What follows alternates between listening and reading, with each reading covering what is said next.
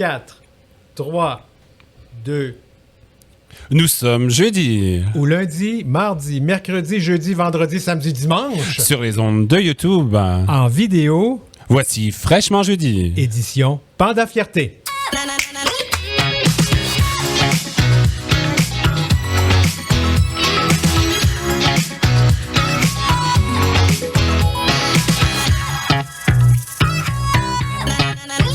Une émission toute spéciale de Fraîchement Jeudi, la tribune des communautés, de la diversité, des orientations sexuelles et des affirmations de genre à l'occasion de Fierté Montréal 2021. Après la pandémie qui a répandu un virus sale dans notre monde, une émission de radio et en vidéo et en podcast qui cause une autre pandémie, la Panda Fierté. Répandons le renouveau de la fierté dans nos communautés. Et nous sommes de retour dans les beaux nouveaux studios de Radio Centre-Ville. Yes. Vous écoutez Fraîchement Jeudi avec Victor Robert Junior et Denis Martin Chabot. Allô, Victor Roberge Junior. Bon retour à l'animation, toi. Bonjour, Denis Martin. Hey, un grand plateau de discussion sur l'impact particulier de la COVID-19 au sein de nos communautés qui ont été touchées très particulièrement par la pandémie et puis comment on va s'en relever. On pense très très fort à ceux et celles qui se débattent encore pour survivre. Lâchez pas, on est là, avec vous, de tout cœur. On a une pensée pour ceux, celles et celles que la COVID a emportés et qui ont été atteints ou qui sont encore atteints et atteintes et qui souffrent peut-être et en souffrent encore. Mais on ne parle pas que des questions, on parle de comment on a tenu du coup. On lève notre chapeau à notre monde, qui ont su faire preuve de résilience et on salue ceux et celles qui sont relevés. Et nous parlerons de la résilience de nos communautés, Victor. Comment se sont-elles organisées et qu'avons-nous appris de la pandémie? Puis on va aussi parler de comment on va sortir de la pandémie.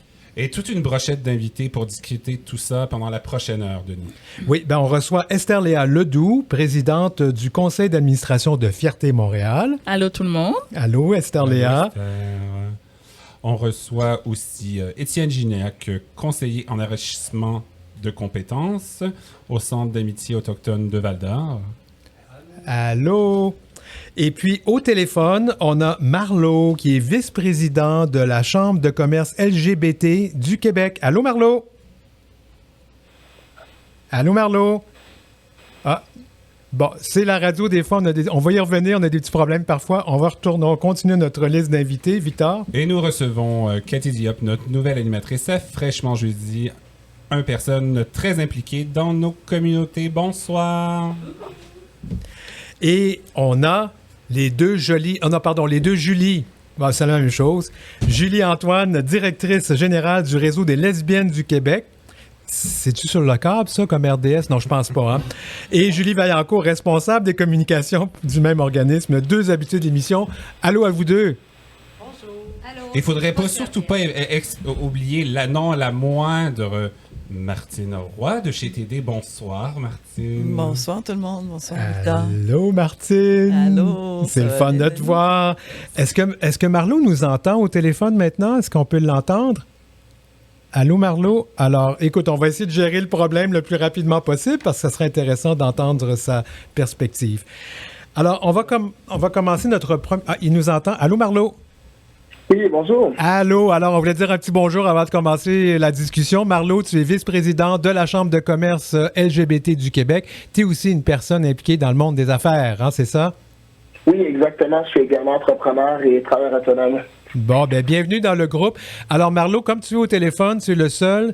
Il faut que tu saches que si tu veux t'exprimer, fais-nous signe, embarque, puis on va t'écouter. Alors, c'est parfait. On commence avec...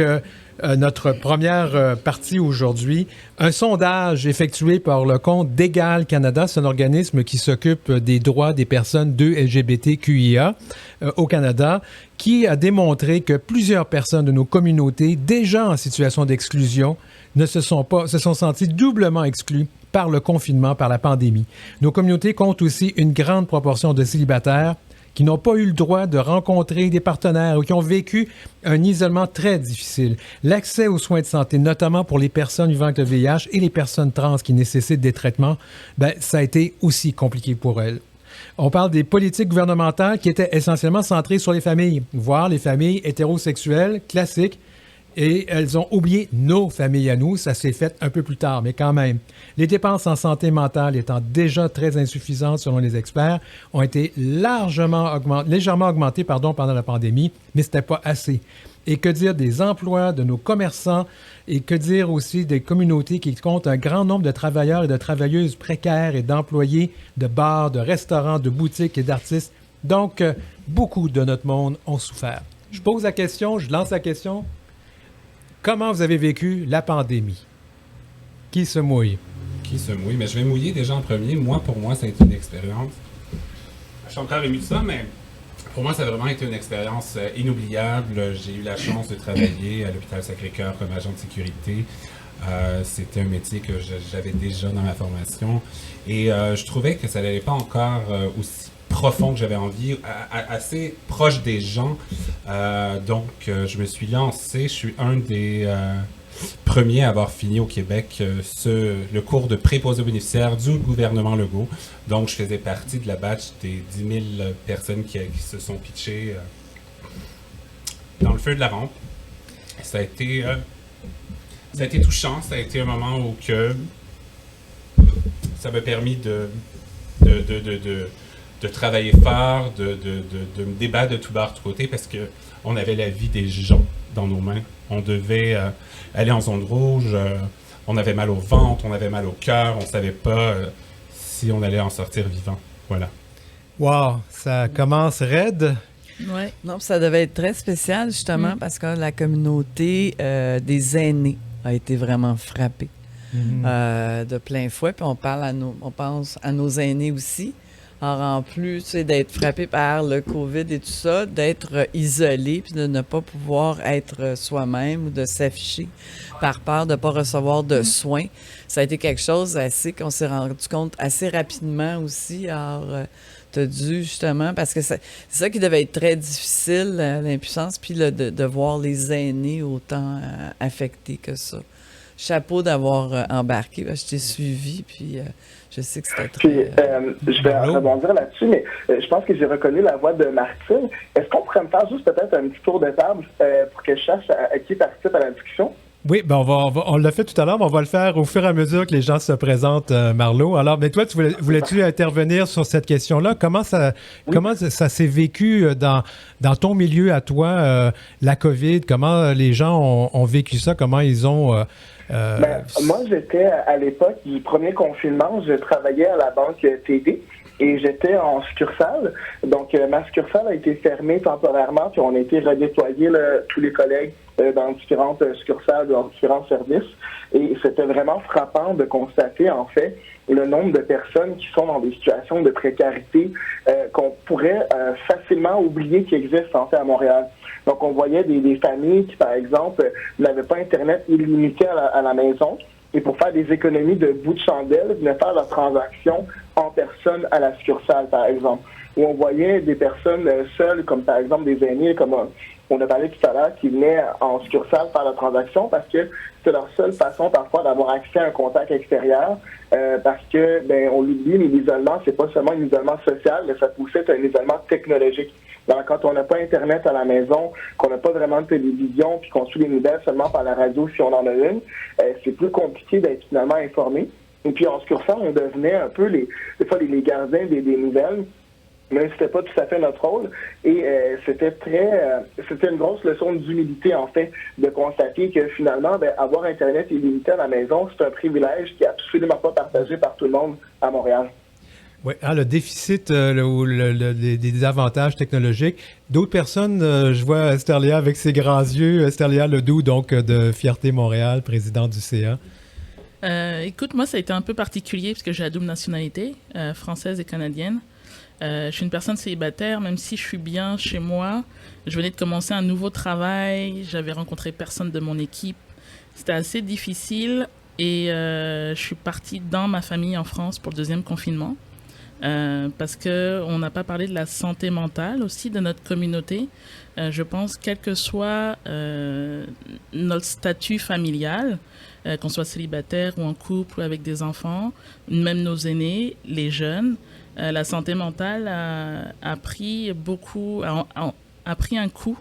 Et ça a été très difficile, les confinements à répétition, pour se sentir bien. Il n'y a pas d'échappatoire, tout est fermé. Donc, tu travailles chez toi, tu es chez toi, tu es tout le temps chez toi.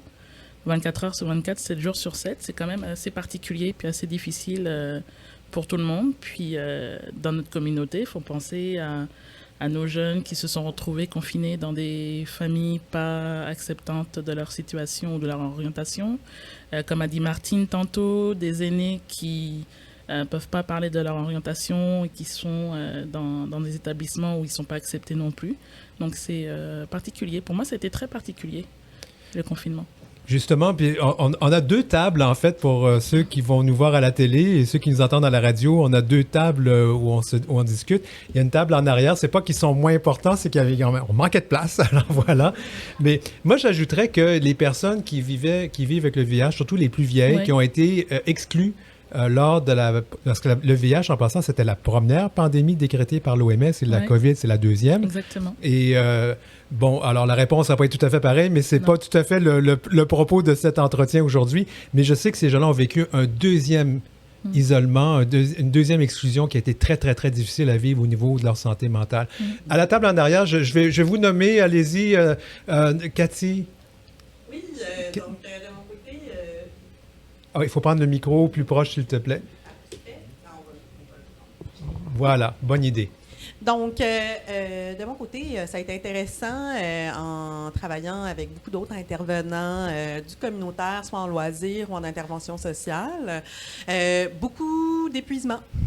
Beaucoup d'épuisement parce que pour les intervenants de première ligne, on avait les deux pieds dedans. On allait faire des distributions de matériel scolaire dans les résidences des personnes. On allait s'assurer que surtout pour les enfants, les ados, s'assurer que les gens sont en sécurité à la maison, qu'il y a de la nourriture, s'assurer que le courant n'a pas été coupé, des choses comme ça, pour qu'on puisse garder le lien, puis aussi s'assurer que nos petites communautés continuent à survivre. Donc, aussi beaucoup d'entraide mutuelle. Donc, ça, c'est le petit côté, la petite saveur plus joyeuse. Mais sinon, de l'autre côté, beaucoup de deuil à faire. Oui. Beaucoup de deuil. Les deuils de moments en famille, les deuils de moments entre amis, les deuils de célébrations qu'on n'a pas pu faire, etc.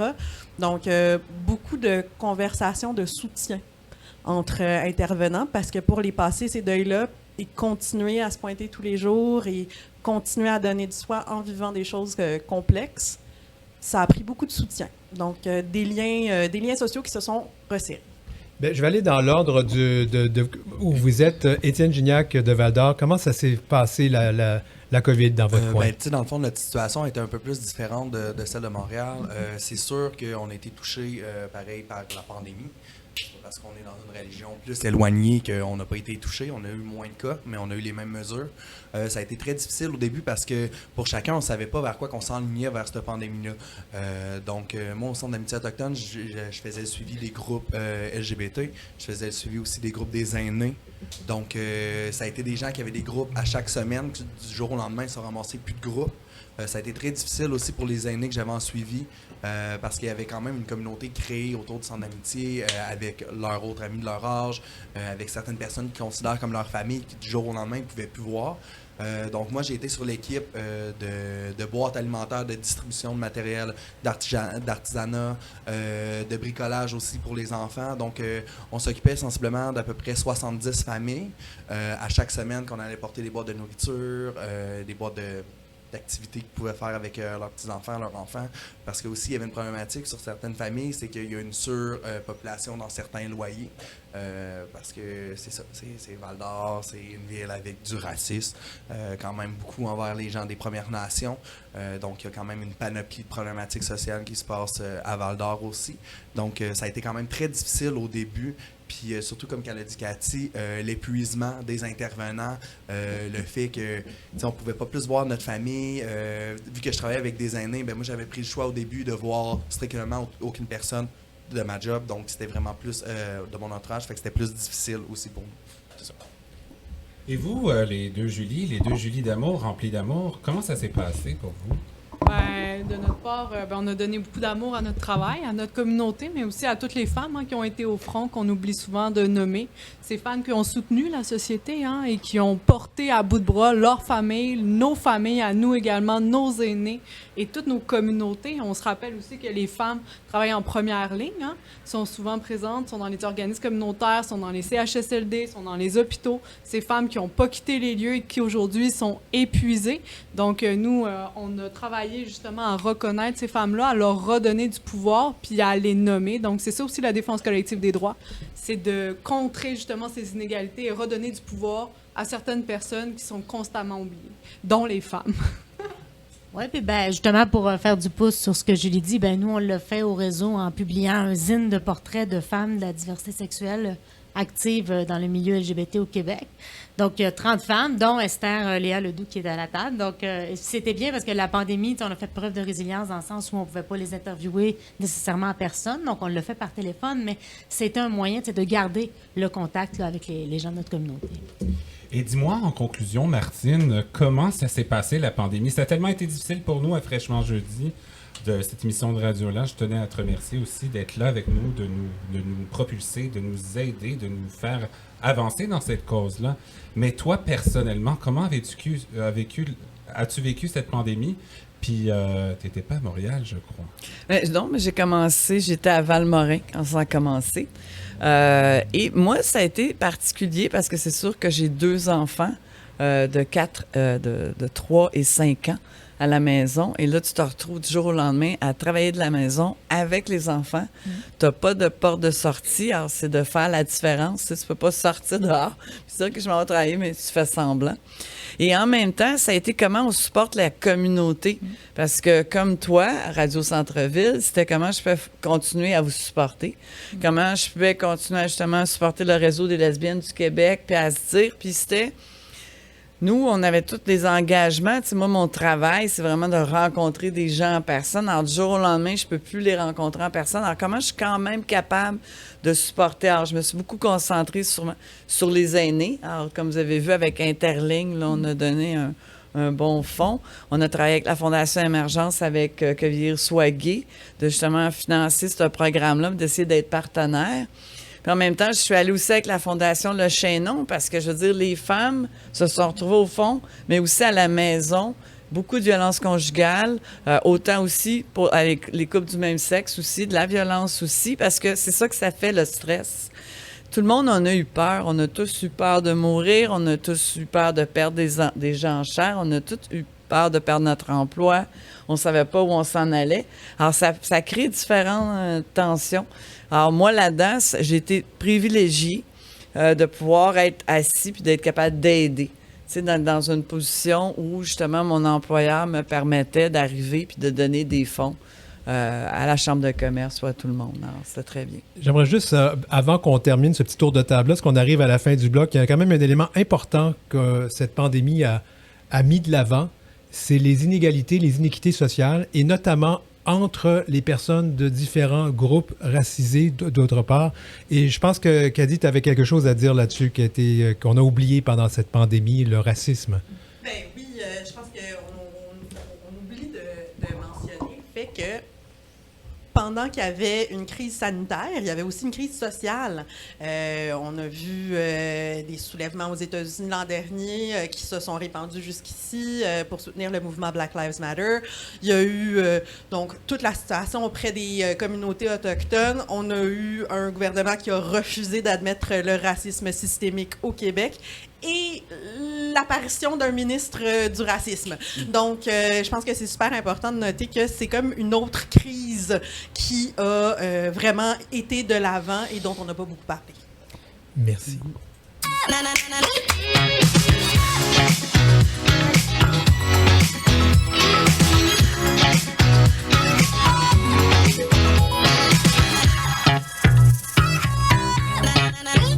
Vous écoutez Fraîchement Jeudi avec Victor Robert Junior et Denis Martin Chabot. Juste avant qu'on passe au deuxième bloc, j'ai vu la petite main d'Esther Léat avec quelque chose à ajouter. On y va. Oui, je voulais rebondir sur ce que disait Martine, puis je tiens aussi à la remercier, en tant que TD. C'est vraiment, ça a vraiment été très important justement pour tous les organismes pendant la pandémie qu'on ait pu garder nos subventions pour qu'on puisse continuer à faire notre travail, qu'on puisse continuer à aider notre communauté. Justement là avec Fierté Montréal, justement là pour le festival qui arrive. Puis donc merci beaucoup parce que je pense que ce soit pour Fierté Montréal ou les réseaux des lesbiennes du Québec ou Interligne ou tous les autres organismes communautaires, c'est important de ne pas avoir perdu ça pendant justement cette pandémie mondiale. Donc merci pour Fierté Montréal puis pour tous les autres organismes communautaires pour le soutien qu'on a eu encore pendant cette pandémie. Merci. Je le passe à mon équipe. Merci beaucoup. Victor. Mais c'est clair que nos communautés ont grandement souffert, mais Oui. nous ne sommes pas que des victimes. Non. Nous sommes aussi réinventés. Comment avons-nous fait? Ah, le tour de table. Comment on a fait? Tiens, on va commencer peut-être à la table arrière parce qu'on vous a pas donné beaucoup la parole. Oui. Ah, allez-y. Alors, c'est Julie Vaillancourt, Oui, des c'est- deux jolies Julie. Oui, ben pour ce qui est du réseau des lesbiennes du Québec, je vais laisser Julie parler parce que je sais qu'elle en a à dire puis je ne veux pas y donner le pion. Mais tantôt, j'en ai pas parlé, mais je voulais parler du Fugue. Moi, j'écris pour le magazine Fugue. Puis évidemment, étant un magazine imprimé, ben, la pandémie nous a frappé plein fouet parce qu'évidemment, les commanditaires pour le magazine, c'était davantage les bars, les restaurants. Bref, c'était toutes des initiatives qui étaient fermées. Donc finalement, il y a vraiment eu une résilience. En fait, je dirais que toute l'équipe a travaillé bénévolement pendant plusieurs mois pour faire vivre le magazine. Puis là, le magazine est revenu, comme avant et tout, pour revenir dans la communauté. Donc, je voulais le mentionner parce que c'est un bel exemple de résilience. Puis Yves Lafontaine, donc finalement, tous les gens qui étaient là, ils croyaient vraiment pour faire vivre le magazine. Donc, je pense que c'est une belle... je voulais le mentionner, voilà. Donc, mais pour le réseau, je laisse parler Julie. Là, je sais qu'elle en a plein à dire. Comment le réseau s'est réinventé?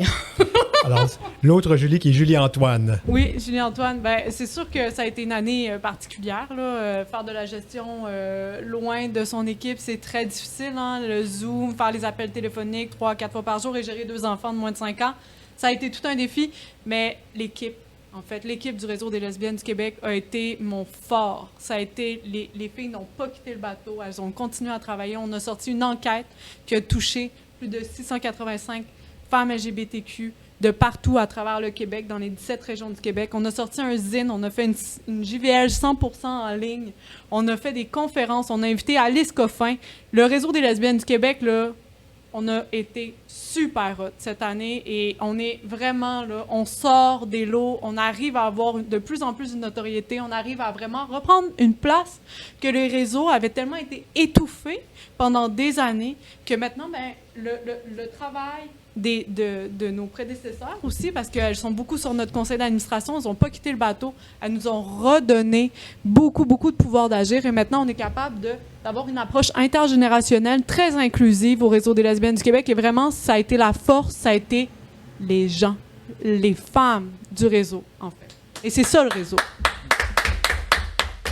Et en fait, je suis tellement content de t'entendre dire ça parce que pendant longtemps, nous, les hommes gays, on se dit toujours, mais les femmes, on les voit pas. Ben là, on vous voit. Puis c'est vraiment le fun. Vous prenez votre place et c'est vraiment le fun de voir ça. Je suis très content, moi. Moi, je te dirais que on les voit pas encore assez.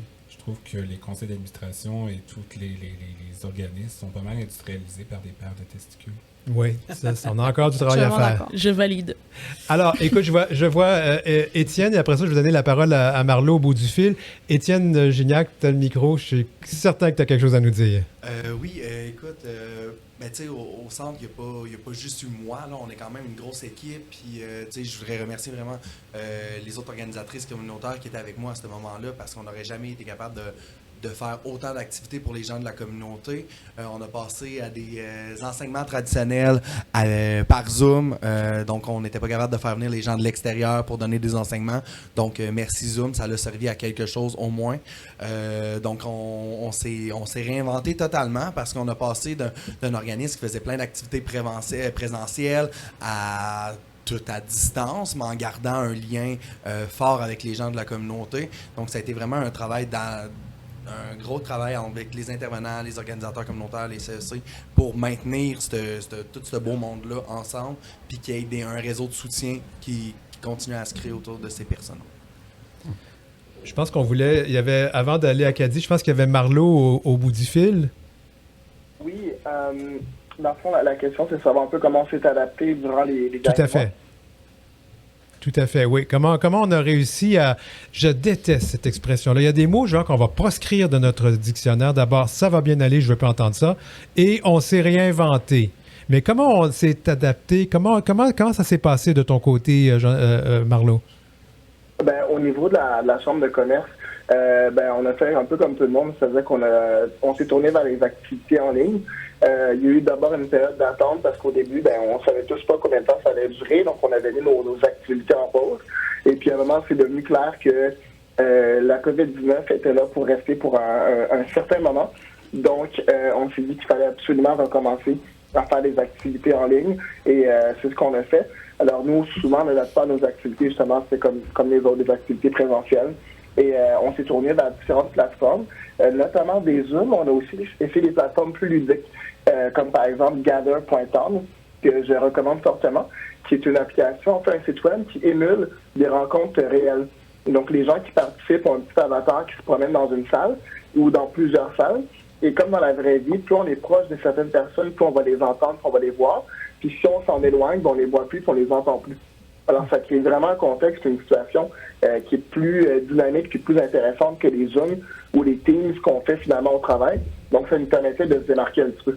Excellent, Marlo. On va aller à Acadie, si vous voulez bien. Oui, donc du point de vue social, ce que j'ai remarqué qui a été vraiment très intéressant, ça a été le développement de l'aide mutuelle. Donc là, c'est le concept d'aider son prochain. Donc, la création d'un groupe Facebook, c'est du par et pour. Vraiment des gens qui viennent ensemble, qui se décident, qui se disent pas de problème, moi j'ai besoin d'une épicerie, pas de problème, je vais faire ton épicerie, je vais aller la déposer devant chez toi, etc. Donc pour des vêtements, pour se rendre des services tout simplement, ça a été une aide des plus précieuses. Puis de voir à quel point ça a fait boule de neige comme effet, puis voir que même à l'échelle montréalaise en entier, il y a ce réseau qui s'est concrétisé, puis qui continue même 18 mois plus tard. Et si on va à Léa, au niveau de Fierté Montréal, comment on s'est réinventé à Fierté Montréal, qui est quand même... vous avez eu la version 360 l'année dernière. Exactement. C'était un gros bateau, là. C'était un gros bateau, grosse organisation qui nous a permis, en fait... On va, dans mon discours, je vais montrer aussi les points positifs de cette pandémie. C'est ça nous a permis de toucher beaucoup plus de personnes pour nos événements. C'est pour ça qu'on continue encore cette année en hybride, avec une partie en ligne pour une partie de la communauté, soit qui ne peut pas se déplacer ou qui a peur. Il faut penser aussi... J'ai parlé de la santé mentale tout à l'heure. Il y a des personnes qui ont peur maintenant aussi de sortir ou de côtoyer d'autres personnes. Donc, il faut y penser. Puis, un gros chapeau à toute l'équipe de Fierté Montréal. On a traversé une période très dure. Et d'ailleurs, je me rends compte que la pandémie a... je ne vais pas dire a permis, mais a fait ressurgir énormément de problèmes dans d'autres fiertés à travers le monde. Dernièrement, il y a la fierté de Boston, le conseil d'administration de Boston qui a complètement fermé la Pride de Boston, qui pour l'instant n'existe plus, par manque d'inclusivité, par manque de représentativité aussi par rapport à l'intérieur du conseil d'administration. Nous, au sein de Fierté Montréal, c'est excessivement important d'avoir beaucoup plus d'inclusivité, d'avoir beaucoup plus de diversité également. Donc, la pandémie nous a permis de nous réinventer, mais aussi de réfléchir à qu'est-ce que la fierté. Fierté Montréal, c'est la plus grande fierté francophone, mais qu'est-ce qu'on est d'autre et qu'est-ce qu'on veut montrer, qu'est-ce qu'on est. Fierté Montréal, on est proche de notre communauté. On l'a peut-être dans le passé pas montré assez souvent. Donc là, c'est excessivement important de le montrer cette année, qu'on est proche de notre communauté. Notre communauté est extrêmement importante. J'ai beaucoup de superlatifs dans mon discours. Et de montrer notre diversité, notre inclusivité. Puis on travaille. Le vers cet avenir-là. En fait, je fais un petit peu de millage sur ce que tu dis, Esther-Lia, Oui. parce que je pense que la pandémie, comme je l'ai dit tout à l'heure, a vraiment souligné les inéquités dans notre société. Oui. Et certaines personnes, comme toi, Oui. comme certaines personnes, même comme moi dans l'autre chapeau, où je me dis, ah mon Dieu, il faut qu'on travaille là-dessus. Ça, c'est vraiment le côté, je me dis, si avec toute excusez-moi l'expression, la merde qu'on a eue avec la pandémie, au moins, il y a des choses qui vont sortir de positives. Parce que nous aussi, à Fierté littéraire, on a décidé qu'à compter de maintenant, tous nos événements seront, ou à peu près tous, seront aussi en ligne parce qu'il y a des gens qui ont des difficultés de mobilité ou ne peuvent pas sortir. Exactement. Alors, ça nous a forcé aussi à repenser pour l'avenir. Mais Martine, moi, j'aimerais te lancer la balle parce que... Parce que c'est ça, c'est l'équité. Hein? Ouais. L'équité, l'inclusion, la diversité, puis l'accessibilité. Puis, tu sais, moi, je suis commissaire à la Commission des droits de la personne et de la jeunesse, puis on parle beaucoup de ça. Genre, on a Sylvain Lemay qui est avec nous, qui représente justement l'accessibilité. Puis moi, je me suis rendu compte qu'au Québec, on n'est pas accessible, on y pense pas. Puis justement, dans des événements de fierté, est-ce qu'on s'est arrêté à se dire, hey, est-ce que les gens ont accès à ces événements-là? En même temps, tu sais, c'est tout aussi la communauté, la représentation qui était pas là, puis qu'aujourd'hui, je pense que c'est ça, on est en train de réaliser. Vous dites, justement, le RLQ, tu sais, il était temps qu'on supporte les lesbiennes, il était temps, justement, qu'on supporte cet organisme-là. Ça existe depuis longtemps. On devrait supporter Fierté Montréal comme on devrait supporter la fierté des lesbiennes au même niveau. On devrait être égal, on devrait être équitable. Exactement. Puis moi, ben, je trouve ça intéressant parce que, justement, chez TD, on vient de partir un développement des affaires pour la communauté noire. Mais qu'est-ce qui est encore plus hot, c'est que le développement des affaires de la communauté LGBTQ+2 et la communauté, on travaille ensemble. Alors, c'est une intersection qui est assez intéressante parce que souvent, la communauté noire, il y a beaucoup d'homophobie dans la communauté, alors qu'on travaille ensemble. Moi, j'apprends des gens qui sont des directeurs régionaux de la communauté, puis eux apprennent de moi. Et ça, c'est encore TD qui vient de créer ça. Alors, je sais génial. que je trouve tout le temps ces idées-là, je trouve que ça nous amène ailleurs. Ça donne aussi de la crédibilité à ce qu'on fait, ça l'amène dans le monde des affaires. C'est pas juste, on a un regroupement d'employés. Non, on a des gens qui ont cet emploi-là à tous les jours, puis qui font le développement des affaires, puis qui, justement, peuvent aider à pousser des dossiers pour aider la communauté, puis être là à tous les niveaux. Très intéressant. Oui. Victor. Mais d'ailleurs, tu sais, Fraîchement Jeudi a été obligé de se renouveler dans tous les sens, dans toutes les possibilités. Je me rappelle, dans mes soirées de neige, devant l'hôpital Sacré-Cœur, à enregistrer les émissions sur mon petit téléphone, n'ayant pas de possibilités financières d'avoir de la technologie, d'avoir des trucs. Il y a eu une équipe incroyable, les deux Julie, Marie Massé, il y a eu tellement de monde derrière nous pour... Denis Martin-Chabot aussi. Il y a eu tellement de monde derrière nous pour arriver à construire cette émission-là, à croire à cette émission-là. Et au mois de février dernier, on a reçu une subvention de TD qui nous a permis de pouvoir mieux s'équiper, de se donner des outils, de pouvoir avancer. Donc pour nous, que Fraîchement Jeudi n'est pas enterré, mais pour moi, Fraîchement Jeudi a vécu vraiment une renaissance. Puis c'est vraiment un 180 degrés qu'il a fallu qu'on prenne. Mais je vous le dis qu'on est en pleine envolée. Voilà. Et en fait, c'est vraiment extraordinaire. C'est la première fois, moi, depuis que je suis animateur à Fraîchement Jeudi, que je suis dans un studio. Je faisais ça de mon petit chez-moi, devant mon ordinateur avec un microphone. Mais au-delà de tout ça, il y a des choses que... Je sais pas, je vais peut-être donner le dernier mot à Caddy là-dessus.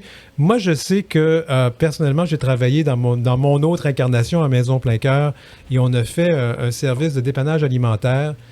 Et parce qu'on ne pouvait pas demander aux bénévoles de risquer leur vie, c'était nous, les employés, qui allaient livrer des paniers de nourriture. Puis moi aussi, je deviens émotif quand je parle de ça. Je suis pas un intervenant, je suis pas habilité à faire ces trucs-là, puis je sais pourquoi maintenant. Parce que j'ai pleuré ma vie après chaque distribution alimentaire qu'on a fait. J'ai découvert avec horreur et avec beaucoup de peine de voir qu'il y avait autant de misère dans notre monde, dans nos communautés. Ça, il faut que ça change. Caddy, je te donne le dernier mot là-dessus parce que je pense que toi, tu es la personne qui peut nous donner de l'espoir un peu. Oui, là. la fille qui est un peu fâchée et trop politisée parfois. Écoute, dans un Montréal qui se gentrifie, dans un Montréal qui a moins d'accès au logement, dans un Montréal où tout devient un peu plus compliqué quand on a moins de moyens, quand on a moins de ressources sociales, financières, alouettes. Ça fait en sorte que, il faut se tenir les reins forts, mettons, les intervenants. Donc, on le fait, mais il va falloir penser des plaies après.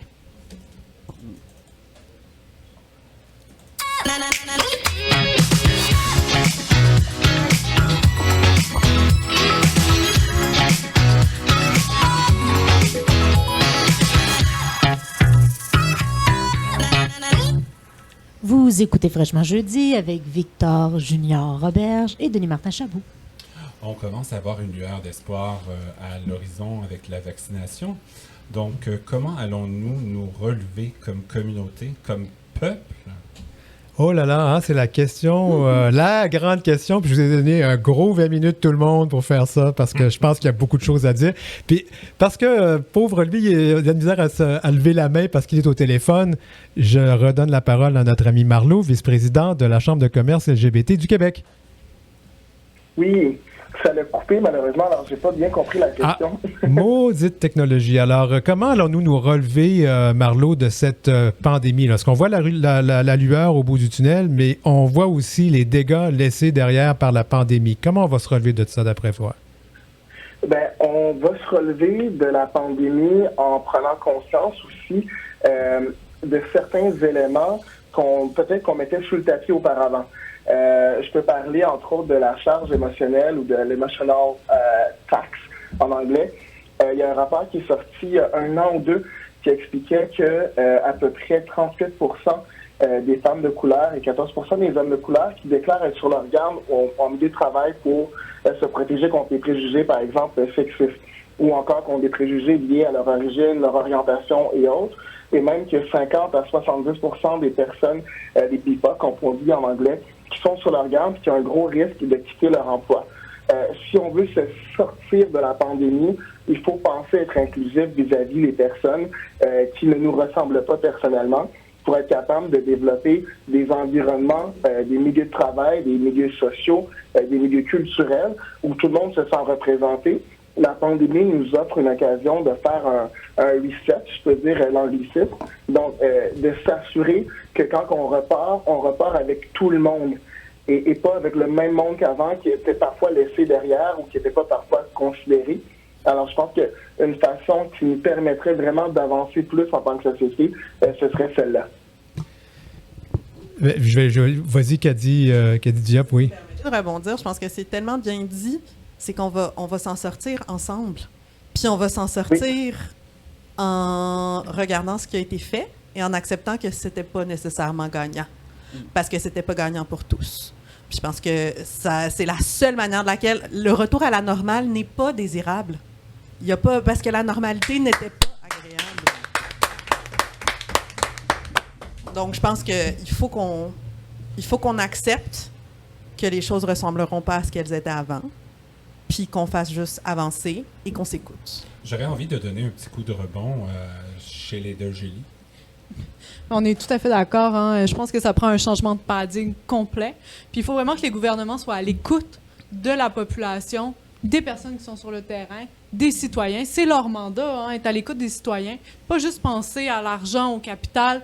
Et je veux dire, le capital provient des humains. Donc, si nous sommes épuisés, il n'y a plus d'argent à un moment donné. Pareil comme l'environnement, hein, on néglige tout le temps, mais bon, on va parler de nos communautés parce que moi, je m'en porte tout le temps.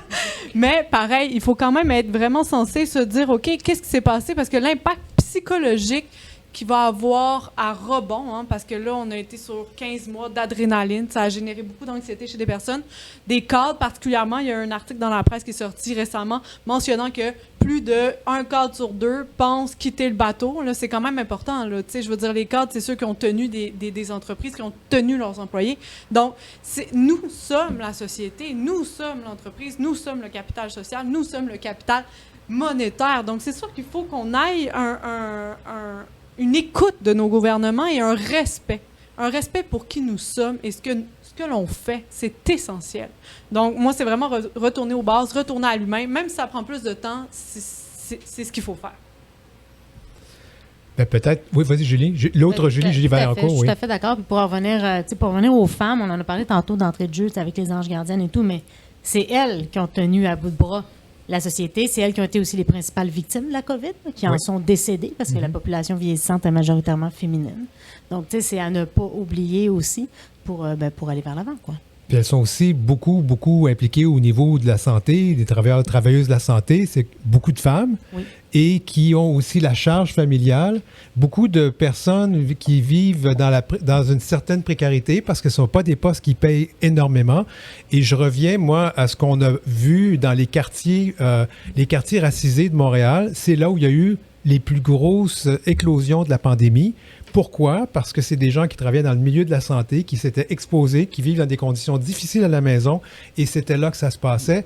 Et moi, vous allez me permettre, parce que ça m'a tellement indigné, ça, quand les policiers intervenaient et donnaient des amendes aux gens, c'était les jeunes des communautés noires à Saint-Michel, à Villeray, à Côte-des-Neiges, qui vivent dans des maisons qui ne sont pas adéquates, ils sont plusieurs dans la même maison. Ils vivent très difficilement, surtout si c'est nos jeunes de nos communautés qui doivent aussi sortir prendre l'air parce qu'ils ne se sentent pas nécessairement acceptés non plus.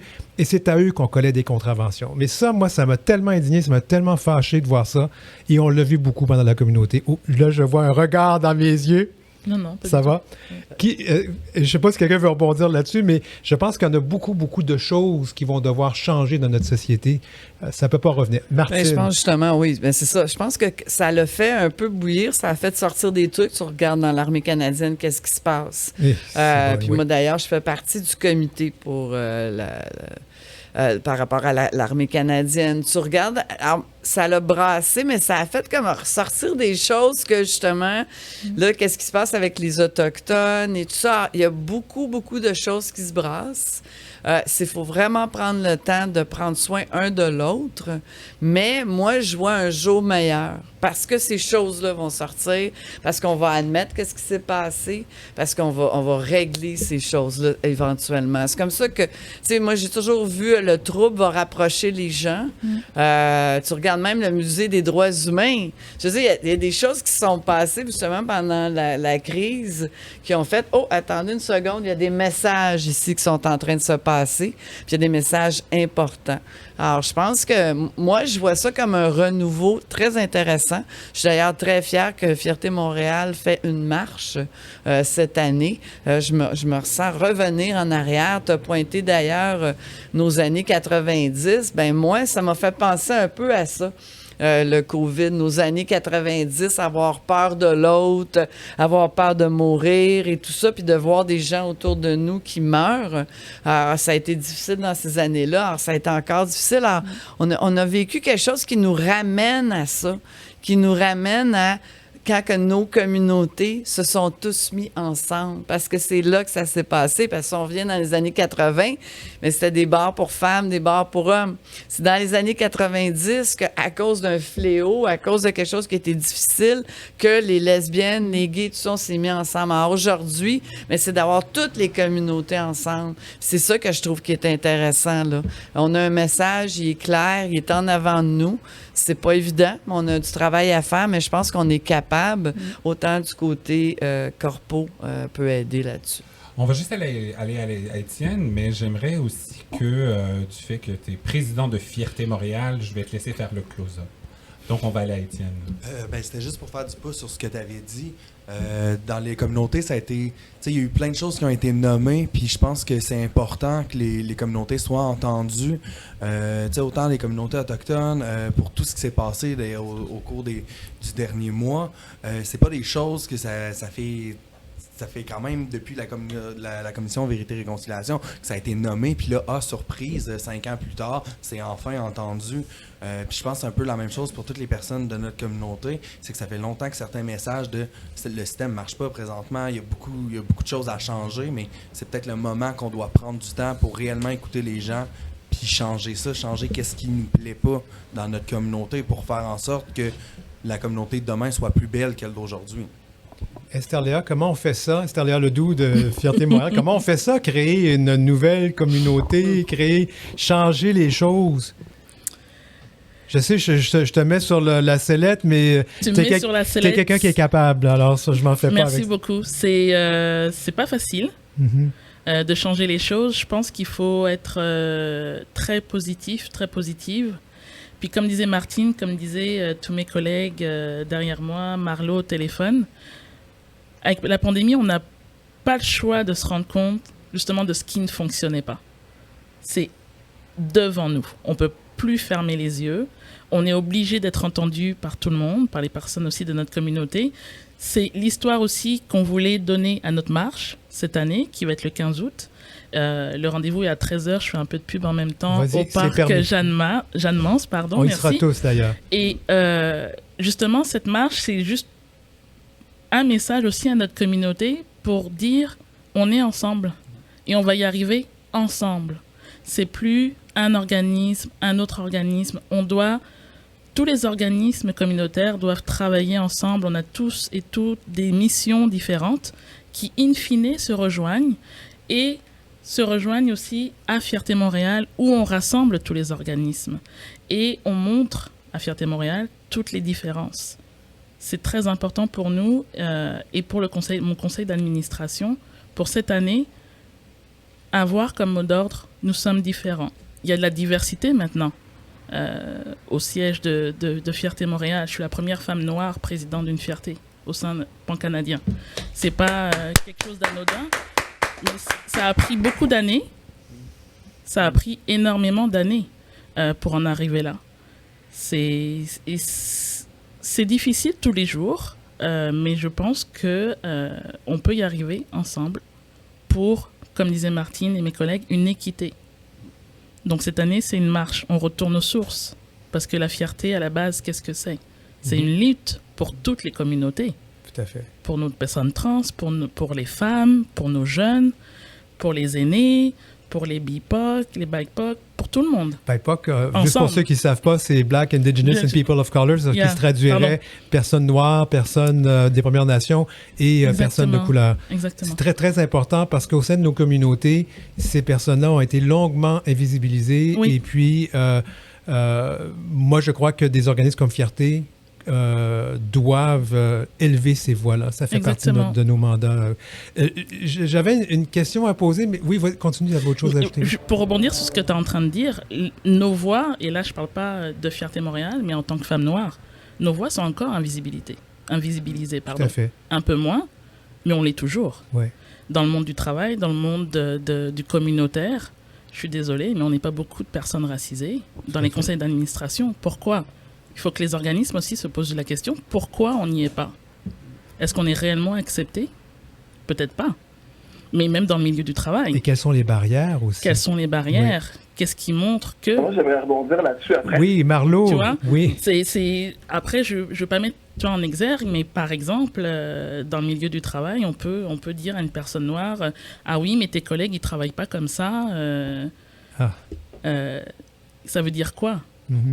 Donc, c'est une lutte que nous, personnes racisées, on a toujours et on est en 2021. Tout à fait. Une chose que je peux me permettre de dire, moi je travaille dans le milieu de la santé, puis je peux te garantir que si on n'aurait pas eu ces femmes noires, ces africaines, ces algériennes, ces gens de multiculturels qui s'occuperaient de nos aînés, je peux te garantir que le Québec ferait dur en maudit. Oui, tout à fait. Marlo, tu avais quelque chose à ajouter, vas-y. Oui, en fait, je suis mitigé par rapport au dernier commentaire. C'est que, oui, on était chanceux de les avoir, mais en même temps, est-ce que c'était leur premier choix, ces femmes-là? Peut-être que non. C'est une question qu'éventuellement, en tant que société, il faudra se poser puis il faudra répondre. J'ai mon hypothèse sur la réponse, mais ce que je voulais dire plutôt, c'est par rapport aux commentaires de Léa, puis c'était peut-être rebondir aussi puis donner un conseil à des gens qui nous écouteraient, qui se diraient, mais comment est-ce que je peux faire, moi, en tant que, par exemple, président du conseil d'administration ou chef d'entreprise ou propriétaire de PME, pour être plus inclusif? Eh bien, un des pièges qui arrive parfois, c'est de se concentrer sur certains individus qui auraient du succès. Mais un individu noir qui a un succès ou qui obtient une position n'est pas nécessairement le porte-parole de toutes les autres personnes de sa communauté. Alors, quand on veut se poser des questions sur l'inclusion dans son environnement, il faut vraiment regarder le système plutôt que les individus. Porter son attention sur quels sont les processus d'embauche, quels sont les processus de sélection. qui font les entrevues. Est-ce que toutes les personnes, par exemple, qui procèdent à l'entrevue se ressemblent entre elles? Alors, si oui, alors ça peut être une des raisons pourquoi, finalement, c'est des personnes qui ressemblent à ces gens-là qui sont admises par la suite. Alors, si vous vous posez ces questions-là, j'invite vraiment à réfléchir de manière plus large, vraiment réfléchir de manière systémique, et puis éviter le regard individuel sur certaines personnes.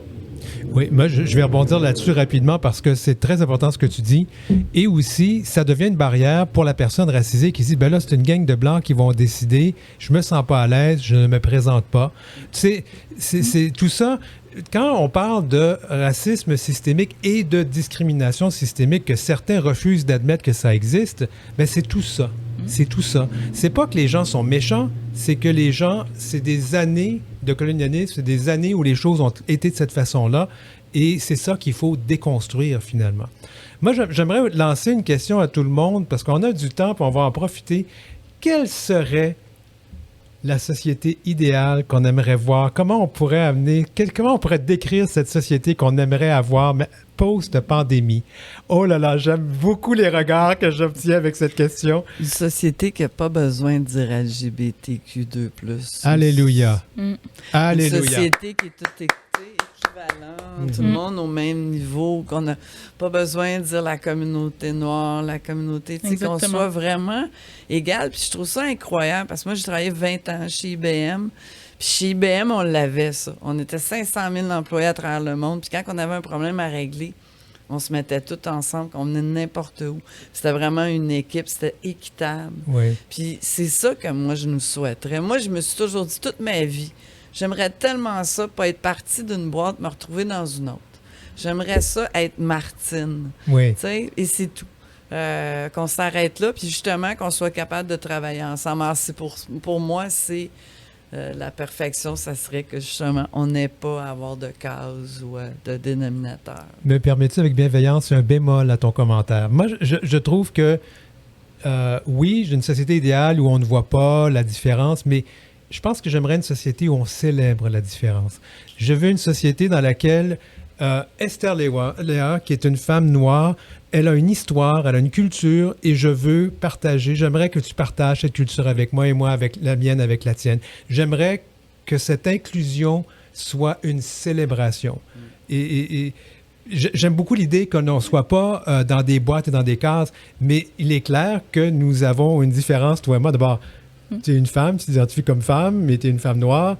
Et moi, je suis un homme blanc, je suis un homme gay blanc. Alors, c'est sûr qu'on a des parcours différents, mais qu'on puisse en parler et que ce ne soit pas un critère de discrimination, mais un critère de célébration. Je vous lance ça. Célébration. Esther Léa. Merci. Pour rebondir sur ce que disait Martine, je suis d'accord avec toi, Martine. Et pour rajouter, mis à part être égal, c'est avoir l'équité entre nous. Tout à fait. Parce que l'égalité va pas suffire, surtout avec les personnes racisées, etc.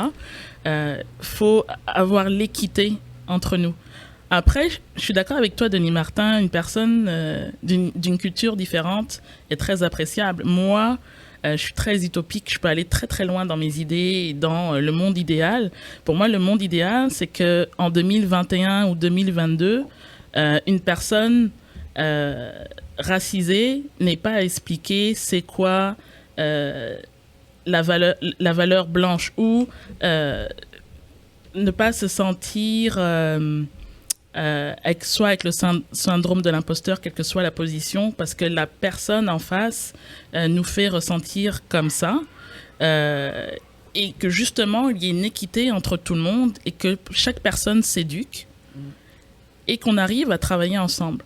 Là, juste pour rebondir, puis très, très, très court sur Fierté Montréal, après notre crise de l'année dernière, tous les organismes communautaires ont répondu présents à notre appel. On a eu des rencontres communautaires extrêmement enrichissantes. J'ai eu une réunion avec le réseau lesbiennes du Québec lorsque j'étais repartie en confinement. Et on nous a apporté notre soutien. Tous les organismes communautaires de Montréal nous ont apporté leur soutien quand ils ont vu que Fierté Montréal était en crise et traversait une passe difficile. Et c'est ça aussi le monde de demain. C'est que lorsque notre frère, notre sœur est à terre, ben on se rejoint, comme tu disais, pour travailler ensemble, puis on ne va pas lâcher notre personne parce que, oui, on a eu des problèmes dans le passé, oui, ça nous plaisait pas, mais on est toujours notre communauté. Et c'est ça que je trouve ça beau, puis enrichissant, puis encourageant pour l'avenir. Le monde idéal, à ma table arrière. Premier arrivé, première servie, Julie-Antoine du Réseau des lesbiennes du Québec. Mon monde idéal, ce serait un monde sans violence. Je Ah, pense vraiment alléluia. c'est la base. Ouais. Sans violence et avec du respect. Le respect de chaque histoire, puis je souhaite aussi à chaque personne qui a vécu une blessure de pouvoir réparer cette blessure, puis pouvoir reprendre le pouvoir qu'on lui a volé, en fait. Parce que je pense que déjà, si chaque personne ici, chaque personne de cette terre savait que celles ont le droit d'exister, qu'ils ont le droit d'être présents, de revendiquer, de parler, de prendre leur place, déjà, je pense qu'on partirait sur un monde bien meilleur que présentement, parce que trop de jeunes, trop d'enfants, trop de femmes, trop de personnes de minorités visibles se font déposséder de leur pouvoir. Et malheureusement, c'est ça. Je pense que c'est la violence envers n'importe qui. Je pense que si on vit dans un monde où la violence ne serait pas là, on partirait vraiment sur une base plus égale. Donc, pour moi, c'est la violence. La violence. Respectons-nous, c'est la base. Respectons les autres.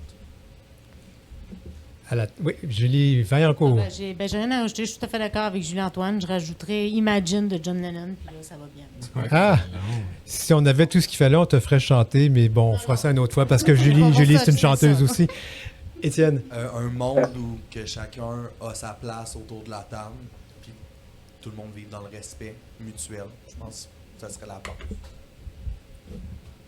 Et toi, Marlo, ça serait quoi ton monde idéal?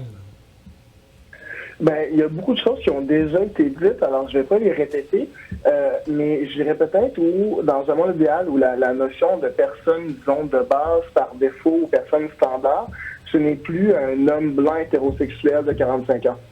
Ou est-ce qu'on peut assumer de prime abord que la personne devant nous est une personne avec son histoire riche et ses identifiants culturels, mais que c'est pas de facto une personne blanche, que c'est pas de facto un homme, que c'est pas de facto une personne hétérosexuelle. Donc, ce serait un monde idéal où, finalement, plus de gens peuvent être inclus dans l'option par défaut. Petite Caddy, on va vite, il nous reste peu de temps. D'accord. Je vais répondre honnêtement. Je vais vous dire que c'est un exercice que je ne sais pas faire. Ah! Parce que j'ai pas encore été en situation de privilège pour pouvoir la faire. Je suis pas capable d'imaginer un monde où je suis pas, genre, le maillon faible, mettons, on va dire ça. Donc, je trouve ça très, très difficile comme question à répondre, outre les belles valeurs qui ont été nommées plus tôt. Bien, Caddy, moi, j'apprécie cette réponse-là parce que c'est quelque chose que nous, là, je vais parler de nous, les personnes blanches privilégiées, vont devoir aussi. C'est trop facile de dire, ah ben là, j'ai une personne noire qui travaille dans mon équipe, alors elle va s'occuper de la diversité, puis là, la question est réglée. Non. Ça se passe, c'est nous. On doit prendre la responsabilité, nous aussi, les personnes blanches. Et puis oui, il va falloir s'habituer à vivre avec peut-être moins de privilèges. Et pourquoi pas? On est capable de faire ça. Mais déjà se rendre compte que vous avez des privilèges. Et de s'impliquer pour changer Et de les s'impliquer choses. pour ça. Exactement. T'sais, parce que, je veux dire, il y a Voilà. plein de choses que tu peux faire. Tu peux être commissaire à la Commission des droits de la personne et de la jeunesse pour aider. Exactement. Ça peut aider à changer les choses. Ouais. J'ai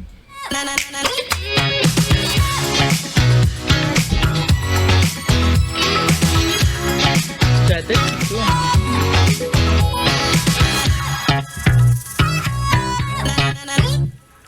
Vous écoutez Fraîchement Jeudi avec Victor Robert Jr. et Denis Martin Chabot. My God, ça a été... Ah! Quelle émission! C'est émouvant. Moi, ça m'a touché. Toi? C'est quelque chose, hein? T'as pas de mots? Ça fait 2 fois que ça t'arrive dans cette émission de pas avoir de mots. Qu'est-ce qu'on va faire? Écoute, non, vraiment, merci tout le monde.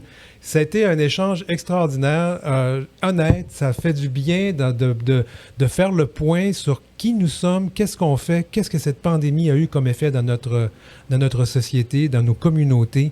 C'était très généreux de votre part d'y avoir participé. C'était pas facile. On a travaillé dans des conditions, mais c'était mieux que si on faisait ça de chez moi avec mon petit studio, tout le monde en Zoom, là. Mais c'est déjà beaucoup mieux. Merci d'avoir répondu à l'appel, tout le monde.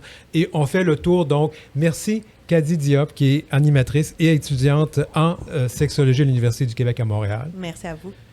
Étienne Gignac, conseiller en développement des capacités au Centre Amitié autochtone de Val-d'Or. Pas en tout. Conseiller en enrichissement des compétences. Ah, misère. Merci de m'avoir invité. On partage pas le micro. Julie, Antoine, merci de m'avoir invité à cette émission. Merci beaucoup pour la prise de parole. Merci beaucoup. Du Réseau des lesbiennes du Québec, accompagné de l'autre jolie Julie. Julie Vaillancourt et non la moindre. Martine Roy, développement des affaires à la Banque TD. Esther Léa Ledoux, présidente du conseil d'administration de Fierté Montréal. Et on donne le dernier beau petit mot au beau Marlot qui était. Moi, vous l'avez pas vu, moi je le sais, je le connais, je l'ai déjà vu en personne, il est beau comme un cœur. Marlot! Merci beaucoup. Marlot, le vice-président de la Chambre de commerce LGBT du Québec. Eh bien, Victor. Déjà la fin. Merci à nos invités. N'oubliez pas d'aimer notre page Facebook Fraîchement Jeudi. Retrouvez les capsules et chroniques des semaines passées sur la page dans la section vidéo. Merci, Denis Martin. Merci, Victor.